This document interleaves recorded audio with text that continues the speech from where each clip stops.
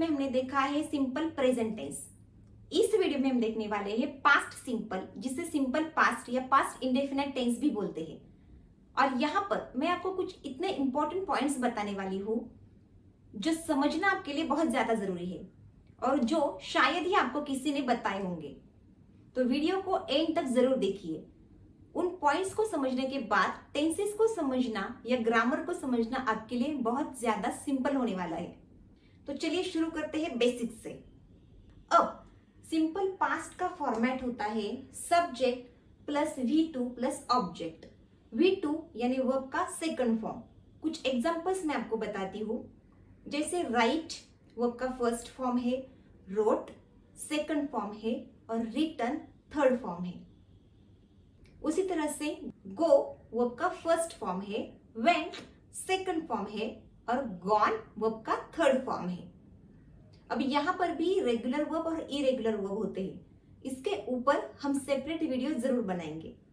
लेकिन अब simple past में आपको याद रखना है कि सिंपल पास्ट के सेंटेंसेस में subject plus V2 plus object, इस तरह से सेंटेंसेस फॉर्म होते हैं। अब कर्ता कोई भी हो, यानी I, we, you, they, he, she, it या किसी का नाम, कर्ता कोई भी हो, उसके बाद आपको हमेशा V2 ही लगाना है। जैसे यहां पर हमने एग्जाम्पल लिया, सुरेश वन दी रेस, सुरेश रेस जीता। यहां पर सुरेश है सब्जेक्ट, वन ये है वर्ब का सेकंड फॉर्म, यानी विन वर्ब का फर्स्ट फॉर्म है, उसका V2 होता है WON वन। तो सुरेश रेस जीता, सुरेश वन दी रेस, जो हो चुका है। तो हमारा सेंटेंस बना है subject plus V2 plus object और रेस्ट ऑफ द सेंटेंस। तो पहला रूल सिंपल पास्ट का ये है, जो भी काम या घटना हो चुकी है तब आप यूज करते हो सिंपल पास्ट। अब इसके सेंटेंसेस किस फॉर्म में बनते हैं? लिखा, खाया, किया, पिया, इस तरह से इसके सेंटेंसेस फॉर्म होते हैं। तो पहला रूल ये बोलता है कि जो काम या घटना पास्ट में हो चुकी है, जिसका आप एग्जिस्टेंस फील नहीं कर सकते, उसके लिए आप यूज करोगे सिंपल पास्ट। अब यहां पर दो पॉइंट्स इंपॉर्टेंट है। एक ये कि जो पास्ट में हो चुका है, ठीक है, तो एडवर्ब्स उनके साथ आते हैं, जैसे yesterday, last night, last week, last month.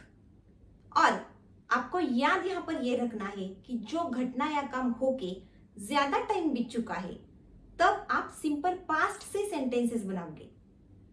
अब यहां पर यह बताने का पॉइंट यह है, जिनको टेंसेस का कुछ भी नॉलेज होता है वो हमेशा कंफ्यूज रहते हैं कि सिंपल पास्ट लगाओ या प्रेजेंट परफेक्ट लगाओ। तो उनके लिए हमने एक सेपरेट वीडियो बनाया है जहां पर रूल्स के साथ समझाया है कि सिंपल पास्ट और प्रेजेंट परफेक्ट को कैसे डिफरेंशिएट करना है। और भी बहुत सारे ग्रामर के वीडियो है, आप डिस्क्रिप्शन बॉक्स में लिंक दी है, देख सकते हो। और बहुत ही अच्छे एग्जांपल्स के साथ एक्सप्लेन किया है।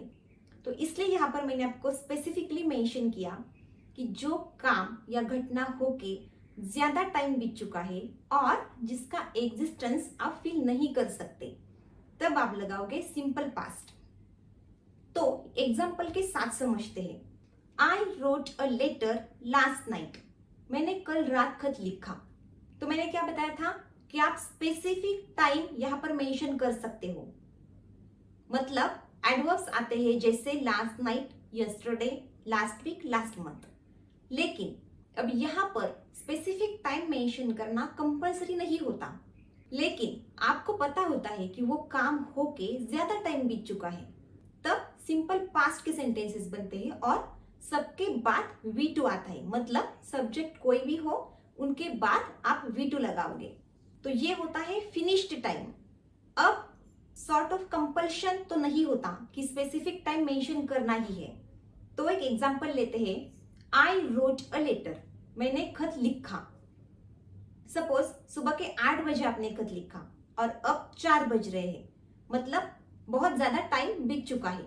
सुबह के 8 बजे का टाइम वापस नहीं आने वाला, फिनिश्ड टाइम है और ड्यूरेशन ज्यादा है, तब सिंपल पास्ट।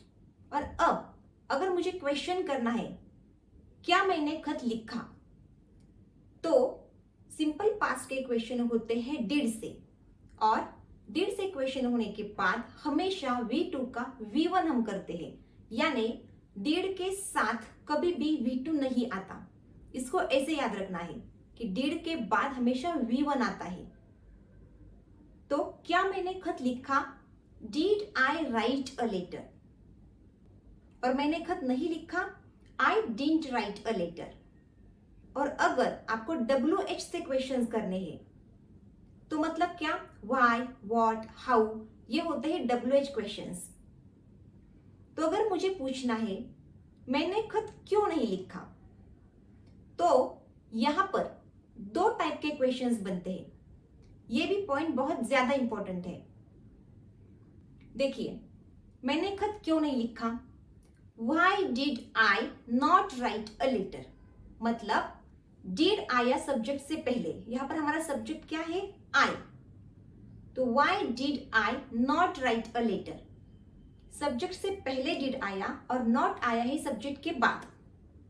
इस फॉर्मेट के क्वेश्चन को बोलते हैं इनफॉर्मल और अनयूजुअल। ठीक है? और why didn't I write a letter? मतलब वही है, मैंने खत क्यों नहीं लिखा। लेकिन यहां पर हमने क्या किया?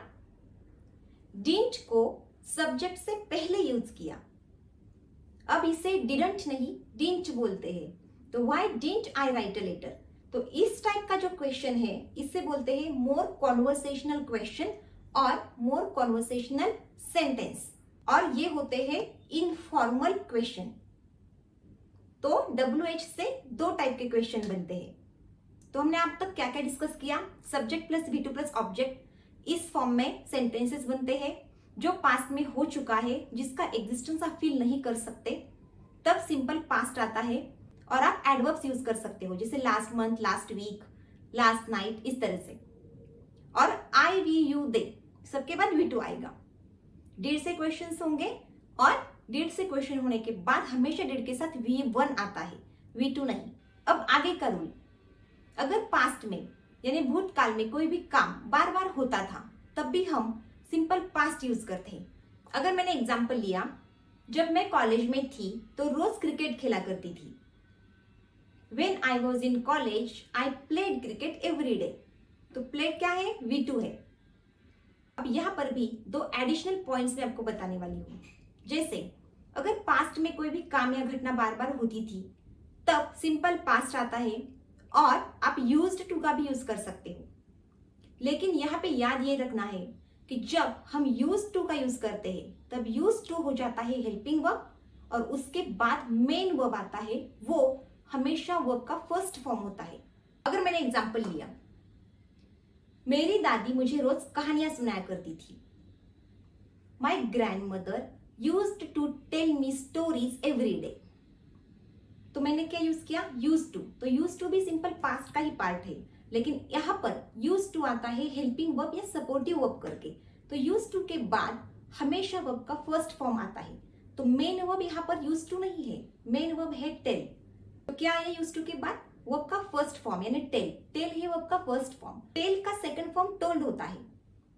तो यह याद रखना है कि अगर यूज टू से सेंटेंसेस बनाया, जो भी पास्ट में हमेशा होता था उसके लिए, तो यूज टू के बाद आप वर्ब का फर्स्ट फॉर्म यूज करते हो। यहां पर यूज टू की जगह आप वुड भी लगा सकते हैं। जैसे my grandmother would tell me stories every day. Meaning एक ही होता है, लेकिन वुड भी क्या है? विल का V2 है। विल है वर्ब का फर्स्ट फॉर्म, और वुड है सेकंड फॉर्म। तो सेंटेंस में क्या आ रहा है? V2 आ रहा है। नेक्स्ट रूल, अगर पास्ट में एक काम हुआ या एक घटना हुई और इमीडिएटली दूसरी हुई, तब भी सिंपल पास्ट आता है। जैसे सिंपल पास्ट और प्रेजेंट परफेक्ट का जो मैंने वीडियो बनाया था, जहां पर हमने डिफरेंशिएट किया था, वहां पर भी मैंने एक एग्जांपल लिया था। When I opened the door, the cat ran. जैसे मैंने दरवाजा खोला, बिल्ली भागी। Open, ran, V2 थे। वैसे ही as he saw a lion, he ran away. Singh को देखते ही वो भागा, मतलब जैसे उसने देखा वो भागा। एक घटना हुई, इमीडिएटली दूसरी हुई, तभी हमने यूज किया सिंपल पास्ट।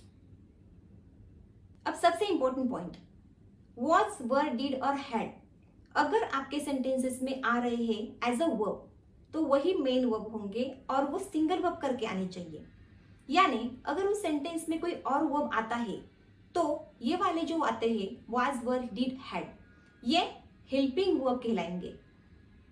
तो अगर मुझे बोलना है मैं खुश थी, आई वॉज हैप्पी, इसका क्वेश्चन अगर मुझे करना है क्या मैं खुश थी, वॉज आई हैप्पी, तो सब्जेक्ट से पहले वॉज को लगाया, वॉज आई हैप्पी, और मैं खुश नहीं थी, I was not happy. Simple past के सेंटेंसेस हैड से भी बनते हैं। जैसे अगर मुझे बोलना है कीर्ति के पास एक गुड़िया थी, तो मैं कैसे बोलूंगी, कीर्ति हैड अ डॉल। अगर मुझे इसका क्वेश्चन करना है क्या कीर्ति के पास एक गुड़िया थी, तो इसका क्वेश्चन कैसे होगा, did Kirti have a doll. अब यहाँ पर बहुत सारे लोग कंफ्यूज होते हैं कि ही, सी, इट, कीर्ति, रियान, यानी किसी का नाम भी आया तो उसके बाद तो हैज आता है, तो यहाँ पर हैव क्यों आया। जैसे कि मैंने पहले भी अपने वीडियो में बताया कि डिड से क्वेश्चन होने के बाद हम V2 को V1 कर देते हैं, यानी डिड के साथ हमेशा वर्ब का फर्स्ट फॉर्म आता है, सेकंड फॉर्म नहीं। तो हैव है वर्ब का फर्स्ट फॉर्म और हैड था वर्ब का सेकंड फॉर्म। तो हैड को हमने क्या कर दिया, हैव, यानी V2 को कर दिया V1। अगर मैं सिंपल प्रेजेंट का एग्जांपल लूं, कीर्ति के पास एक गुड़िया है, कीर्ति हैज अ डॉल। क्या कीर्ति के पास एक गुड़िया है, does Kirti have a doll. यहां पर भी कीर्ति के बाद हैव आया, हैज नहीं। क्यों, क्योंकि डज या डिड किसी से भी जब आपके क्वेश्चन बनते हैं तो have as a helping verb करके आता है, हैज नहीं, हम हैव यूज करते हैं एज अ हेल्पिंग वर्ब। और सिंपल प्रेजेंट में मैंने अपने शॉर्ट वीडियो में भी बताया था कि आप ऐसे इसको याद रख सकते हो कि डज से जब क्वेश्चन हो रहा है तो डज में एस ऑलरेडी है, तो उसके बाद आने वाले वर्ब को आप एस नहीं लगाओगे। तो अगर डज कीर्ति हैज बोला तो हैज में फिर से एस आ रहा है तो आप लगाओगे नहीं, तो क्या आएगा, हैज की जगह have, does Kirti have a doll. Do like, share and subscribe.